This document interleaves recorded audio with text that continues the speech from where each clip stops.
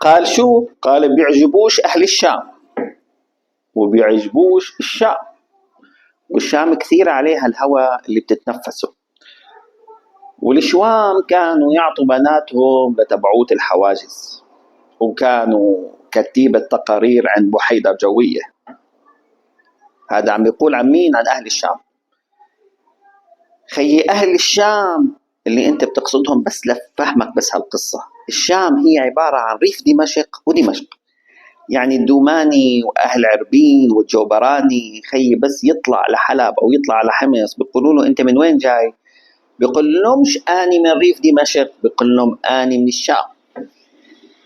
فأول ما بلشت الثورة بلشت بدارية، وبلشت بكفر بطنة وعين ترمى وجوبر، وبلشت بالتل. وأول منطقة تم الهجوم عليها هي التل التي تقع في ريف دمشق، واستشهد الكثير من الشباب اللي كانوا أصدقائنا، هذول أهل الشام اللي كانوا يكتبوا تقارير لأبو حيدر جوية، وكانوا يعطوا نسوانهم مثل ما بتقول تبعوت الحواجز. وكذول أول من ضحى بسوريا. لك وين انت؟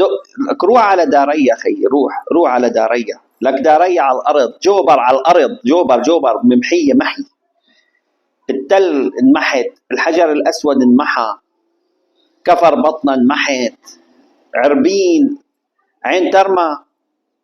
خيي انت شو قصتك مع الشوام؟ شو قصتك؟ أنا بدي أقول لك شغلة، وهاي كرامة من كرامات الشام اللي هي دمشق وريف دمشق، ونحن بنسميهم الشام. خيي أول إشي أنت سبيت كل الطوائف، لأنه الشام تحوي سني وشيعي ومسيحي ودرزي وعلوي ويهودي وهلم جر. ثاني شغلة بدي أقول لك إياها، إنه أي سلطة اللي بتحكمش الشام فهي سلطة غير معترف عليها، حتى هي بقرارة نفسها بتعرف إنه لا تحكم سوريا، وأنتو إذا بتحكم الشام فأنت تحكم كل سوريا، حتى لو ما كنت تحكم ولا محافظة فأنت تحكم سوريا كلياتها.